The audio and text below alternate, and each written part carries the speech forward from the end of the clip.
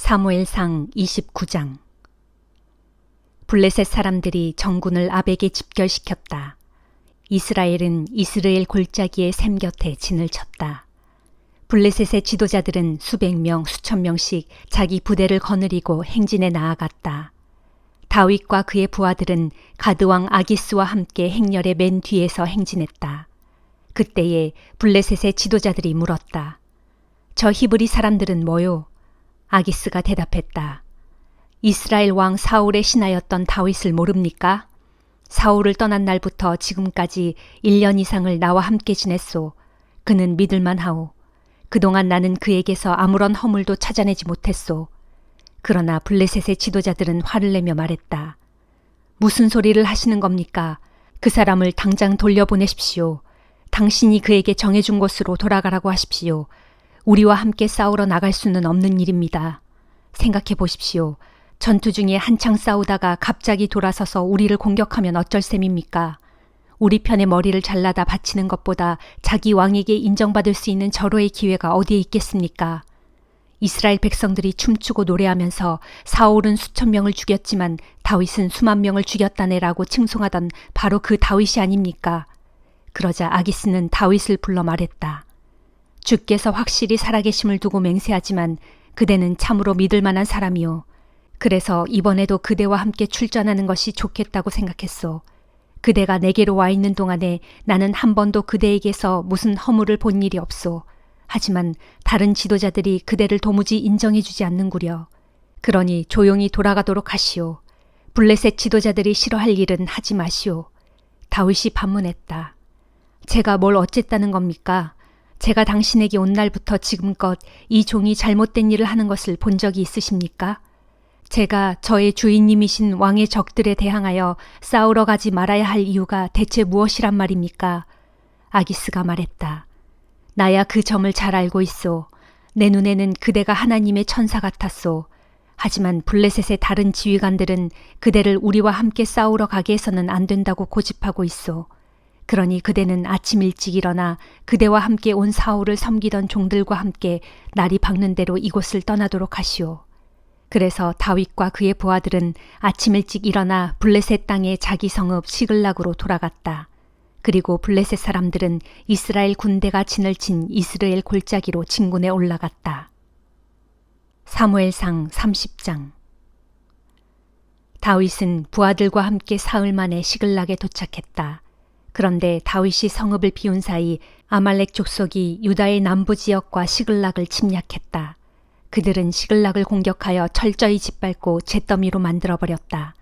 아말렉 족속은 여자와 어린아이를 가리지 않고 모두 포로로 사로잡아 끌고 갔다. 다윗과 그의 부하들은 잿더미로 변한 시글락을 보고 크게 충격을 받았다. 게다가 자신들의 아내와 아들, 딸들이 모두 포로로 붙잡혀 가기까지 한 것이다.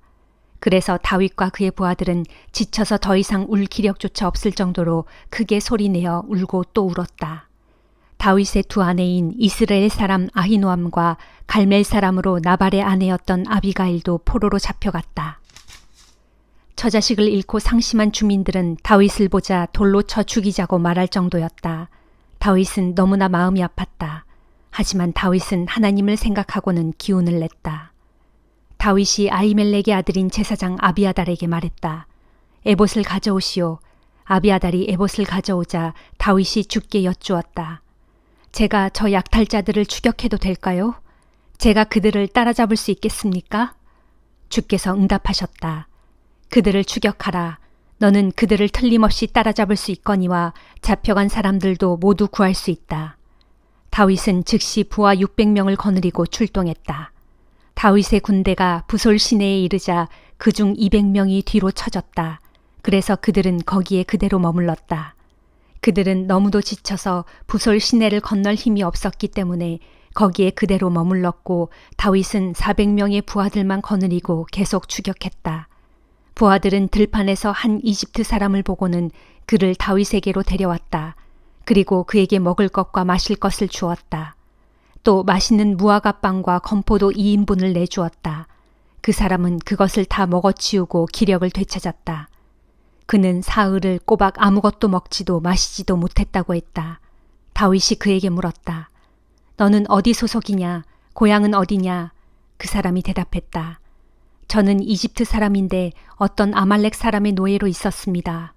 이번에 제 주인을 따라 나섰는데 사흘 전에 제가 병이 들자 주인이 저를 버리고 갔습니다.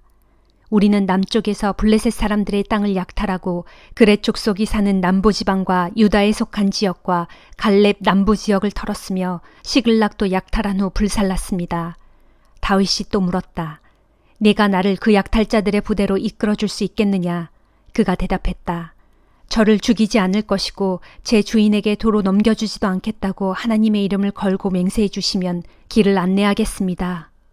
그리하여 그 사람은 다윗을 인도했고 다윗은 아말렉 군대를 발견할 수 있었다. 때에 아말렉 족속은 넓은 들에 흩어져서 블레셋과 유다 땅에서 약탈해온 많은 물건들을 버려놓고 정신없이 먹고 마시며 즐기고 있었다. 다윗은 그들을 기습했다. 새벽녘부터 그 이튿날 해질 무렵까지 그들을 쳤다.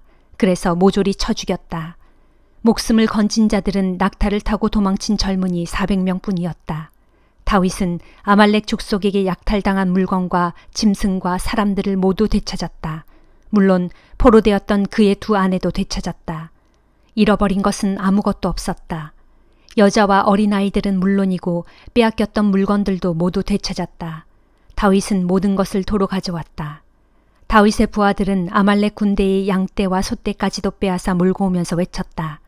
이것은 다윗의 전리품이다. 다윗이 부솔신에 이르니 거기에는 추격 중 너무나 지쳐서 뒤에 처졌던 200명의 군사들이 있었다. 그들은 다윗 일행을 반갑게 맞이했다. 다윗도 그들 모두에게 따뜻한 문안 인사를 전했다. 하지만 다윗을 따른 자 중 못된 마음을 가진 야비한 자들이 이렇게 말했다. 그 사람들은 우리와 함께 나가서 싸우지 않았으니 그들에게는 전리품을 나누어 주지 맙시다. 저 자식을 되찾아 준 것도 그들에겐 과분하지 않습니까? 다윗이 그렇게 말하는 사람들에게 대답했다. 나의 형제들이여, 그렇게 해서는 안 됩니다. 주께서 우리에게 어떻게 해주셨는가를 생각해 보시오. 주께서는 우리를 보호해 주셨을 뿐만 아니라 우리를 약탈한 자들을 우리의 손에 넘겨주셨습니다. 여러분의 주장은 옳지 않습니다. 따라서 그 주장이 좋다고 따를 사람은 아무도 없을 것입니다. 나가서 싸운 사람들과 똑같이 남아있는 사람들에게도 전리품을 나누어 주어야 옳습니다. 모두가 똑같이 나누어야 합니다. 그날 다윗은 이런 규정을 만들었고 그때 이후로 그런 규정은 오늘날까지도 지켜지고 있다. 시글락으로 돌아온 다윗은 전리품 중 일부를 유다의 장로들에게 보내면서 인사말을 전했다. 주의 원수들에게서 빼앗은 전리품을 어르신들께 선물로 드립니다. 다윗이 그처럼 선물을 보낸 곳은 베델, 남방의 라못, 얏딜, 아로엘, 심못, 에스모아, 라갈, 여라무엘 족속의 성읍들, 겐 족속의 성읍들, 홀마, 고라산, 아닥, 그리고 헤브론 등이다. 또 다윗은 자신의 부하들과 함께 드나들던 모든 지방의 유지들에게도 선물을 보냈다. 고린도전서 10장. 형제들이여, 옛날 우리 조상들이 겪은 일을 잊지 마십시오. 이집트의 종살이에서 해방된 후 우리 조상들은 구름의 인도를 받았고 바다 가운데를 건너갔습니다. 이렇게 조상들은 모두 구름 아래와 바다 속에서 세례를 받고 모세에게 속하게 되었습니다. 그들은 모두 똑같이 광야에서 신령한 음식을 먹었고 똑같이 신령한 물을 마셨습니다. 그들은 그들과 함께했던 신령한 바위에서 솟아나는 물을 마셨는데 그 바위는 바로 그리스도였습니다. 그럼에도 그들은 계속 거역함으로써 하나님의 마음에 들지 않았고 마침내 하나님께서는 그들을 광야에서 모조리 쓸어버리셨습니다. 이 본보기를 통해 오늘날 우리는 그들처럼 악한 일을 행해서는 안 된다는 경고를 받습니다. 그들 중 어떤 이들은 우상 숭배자였습니다. 부디 여러분은 우상 숭배자가 되지 마십시오. 성경을 보면 우상을 섬길 때 백성들이 앉아서 먹고 마시며 일어나서 춤을 추었다라고 기록되어 있습니다. 또 그들 가운데 어떤 이들은 음란한 짓을 행하다가 하루에 23,000명이나 죽고 말았습니다. 그러므로 부디 우리는 음행하지 맙시다. 주님을 시험해서도 안 됩니다. 그들 가운데 어떤 이들은 주님을 시험하다가 뱀에 물려 죽었습니다. 또한 주님을 향해 원망하거나 불평해서도 안 됩니다. 그들 가운데 어떤 이들은 원망하고 불평하다가 하나님께서 보낸 천사들에게 멸망당하고 말았습니다. 우리 조상들에게 일어났던 이러한 일들은 모든 사람에게 본보기가 되었습니다. 또 그런 일이 기록된 것은 마지막 때를 살아가는 우리에게도 경고를 주기 위해서입니다. 그러므로 스스로 서 있다고 생각하는 사람은 넘어지지 않도록 삼가 조심하십시오. 여러분에게 주어진 시련은 모든 사람들이 다 겪는 시련입니다. 하나님께서는 신실하셔서 여러분이 감당할 수 없는 시련은 주지 않으십니다. 만일 여러분이 시련을 겪고 있다면 하나님께서는 여러분이 능히 감당할 수 있도록 그 시련을 벗어날 길도 함께 마련해 주십니다. 그러므로 사랑하는 형제들이여, 부디 우상 숭배를 멀리 하십시오. 여러분은 지각 있는 분들이니 여러분 스스로 내가 하는 말을 잘 분별하도록 하십시오. 우리가 감사 기도를 드리면서 마시는 축복의 잔은 그리스도의 피를 함께 나누어 마시는 것이 아닙니까? 또한 빵을 떼어 나누어 먹는 것은 그리스도의 몸을 함께 나누어 먹는 것이 아닙니까? 빵은 한 덩이이기 때문에 우리가 아무리 여럿이라도 우리는 한 몸입니다. 그것은 우리 모두 한 덩이의 빵을 다 같이 나누어 먹기 때문입니다. 이스라엘 백성을 한번 생각해 보십시오. 그들은 희생 제물을 나누어 먹음으로써 하나가 되어 다 같이 하나님의 제단에 참여하지 않습니까? 내가 왜 이런 말을 하고 있는 줄 아십니까? 우상이나 또는 우상에게 바쳐진 제물이 대단한 것이라도 된다는 의미에서 이런 말을 하겠습니까? 아닙니다. 이교도들의 제물은 귀신에게 바치는 것이지 하나님께 바치는 것이 아닙니다. 나는 여러분이 귀신들과 사귀는 사람이 되기를 절대로 바라지 않습니다. 여러분은 주님의 잔과 귀신들의 잔을 동시에 마실 수는 없는 일입니다. 주님의 식탁과 귀신들의 식탁에 동시에 참여할 수는 없는 일입니다. 어쩌자고 그렇게 합니까? 주님의 질투심을 자극하기라도 할 셈입니까? 우리가 주님보다 더 강하다는 말입니까? 모든 것이 다 허용되어 있습니다. 하지만 모든 것이 다 유익한 것은 아닙니다. 모든 것이 다 허용되어 있습니다. 하지만 모든 것이 다 덕을 세우는 것은 아닙니다. 누구든지 자신만의 유익만을 구해서는 안 되며 다른 사람들의 유익을 구해야 합니다. 시장에서 파는 고기는 양심의 거리낌이 생기지 않도록 어느 것이든 그 출처를 묻지 말고 자유롭게 먹도록 하십시오. 땅은 주님의 것이요 땅에 가득 차 있는 모든 것들도 다 주님의 것이기 때문입니다. 만일 믿지 않는 어떤 사람이 여러분을 초대했고 또 여러분의 마음이 내켜 그 초대에 응했다면 여러분 앞에 차려진 음식들은 무엇이든 양심의 거리낌이 생기지 않도록 출처를 따지지 말고 자유롭게 먹도록 하십시오.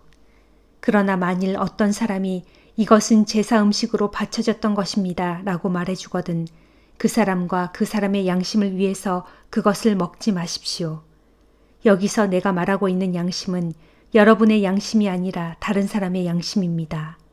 그러면 여러분은 왜 내 자유가 다른 사람의 양심에 의해 침해를 받아야 합니까? 내가 하나님께 감사드리는 마음으로 식사에 참여하는데 내가 감사하는 그 음식 때문에 왜 비난을 받아야 합니까? 하고 반문할 수도 있습니다.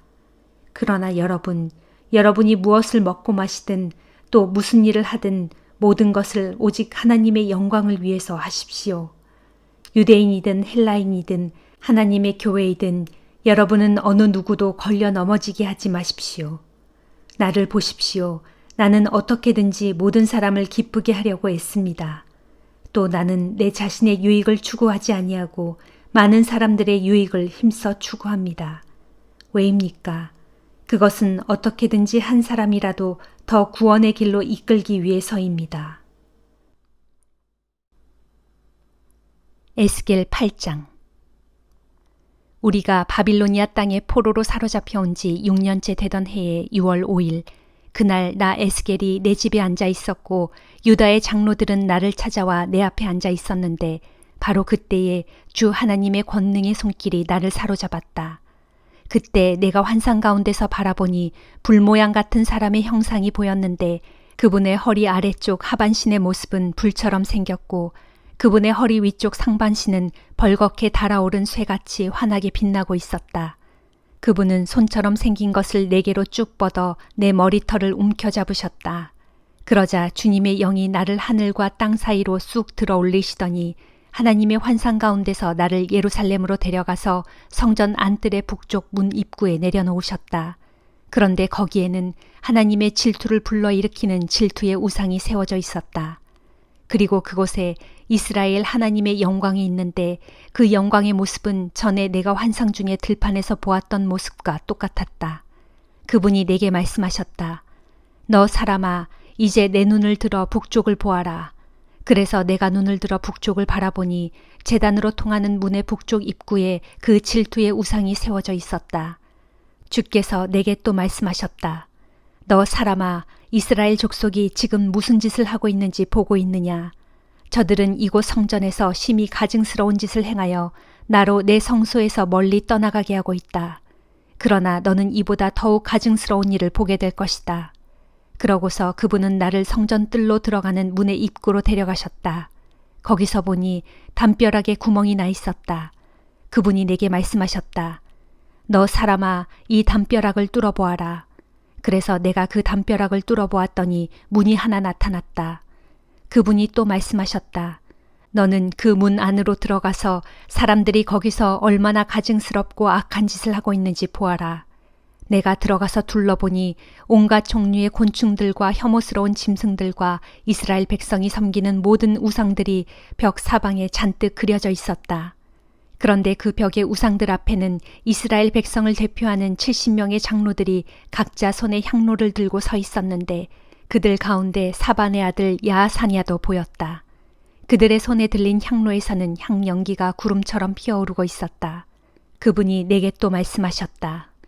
너 사람아, 이스라엘 족속의 장로들이 저 어두운 곳 각각 그 우상의 방 안에서 무슨 짓들을 하고 있는지 보았느냐?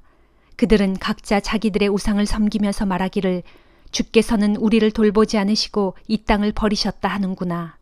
그분이 내게 또 말씀하셨다. 너는 이보다 더욱 역겨운 일, 곧 그들이 행하는 보다 혐오스러운 짓들을 보게 될 것이다. 그분은 또 나를 주의 성전으로 들어가는 북문 입구로 데려가셨다. 내가 보니 거기서는 여인들이 앉아서 담무스 신이 죽었다고 슬피 울고 있었다. 그분이 내게 말씀하셨다. 너 사람아, 내가 저 모습을 보았느냐? 너는 이보다 더욱 혐오스러운 짓들을 보게 될 것이다. 그분은 또 나를 주의 성전 안뜰로 데려가셨다. 내가 보니 거기 주의 성전 입구, 곧 현관과 제단 사이에 대략 25명쯤 되는 사람들이 있었는데 그들은 모두 주의 성전을 등진 채 얼굴을 동쪽으로 향하고 서서 떠오르는 태양을 향해 절을 하고 있었다. 주께서 내게 말씀하셨다. 너 사람아, 내가 저 모습을 보았느냐? 유다 족속이 여기서 행하고 있는 저 혐오스러운 짓거리를 어찌 사소한 일이라고 여길 수 있겠느냐? 저들은 지금껏 폭력으로 이 땅을 가득 채워 나의 분노를 계속 촉발시키고 있었는데 이제는 심지어 태양을 숭배할 때 나뭇가지를 자신들의 코에 가져다 대는 아주 역겨운 짓까지 하고 있다. 그러므로 나도 오직 내 분노로서 저들에게 되갚을 것이니 저들을 아껴 소중히 다룬다거나 저들을 불쌍히 여겨 자비를 베푸는 일은 절대로 없을 것이다. 내가 내 분노를 쏟아붓는 그날 저들이 큰 소리로 내게 부르짖고 울부짖을지라도 내가 결코 듣지 않을 것이다. 시편 46장. 하나님께서는 우리의 피난처시요 힘이시니 어려운 고비 때마다 우리에게 항상 도움을 베푸시는도다. 그러므로 땅이 심하게 흔들린다 해도 산들이 바다 한가운데로 빠져들어간다 해도 우리에게는 아무 두려움이 없도다. 바다에 거센 폭풍이 몰아쳐 사나운 물결이 일어난다 해도 그 물결이 흘러넘쳐 산들을 무너뜨린다 해도 진실로 우리에게는 아무 두려움이 없도다. 오 강이여, 강물이 흘러들어 그 물줄기가 하나님의 도성을 기쁘게 하고 지극히 높으신 이의 거룩한 집을 즐겁게 하는구나. 하나님께서 그 도성 안에 계시니 그 도성은 결코 흔들리지 않으리. 그것은 하나님께서 동틀 때부터 부지런히 도우시기 때문이도다. 세상 나라들마다 소란을 피우고 땅의 왕국들마다 흔들거려도 주께서 큰 소리로 한번 호령하시니 땅이 마구 녹아내리는구나. 만군의 주께서 우리와 함께 계시니 진실로 야곱의 하나님께서 우리의 피난처가 되시도다. 문민족들아 어서 와서 보라. 주께서 이루어 놓으신 놀라운 일들을. 그분께서 온 땅을 황폐하게 만드셨도다. 주께서는 이 세상 땅끝까지 전쟁을 그치게 하시리니 모든 활을 꺾어버리시고 창을 부러뜨리시며 전차들을 모조리 불살라 버리시리라. 그러므로 귀 기울여 주의 음성을 들어보아라. 너희는 잠잠하여라. 그리고 차분히 생각하여 내가 하나님인 줄 알라.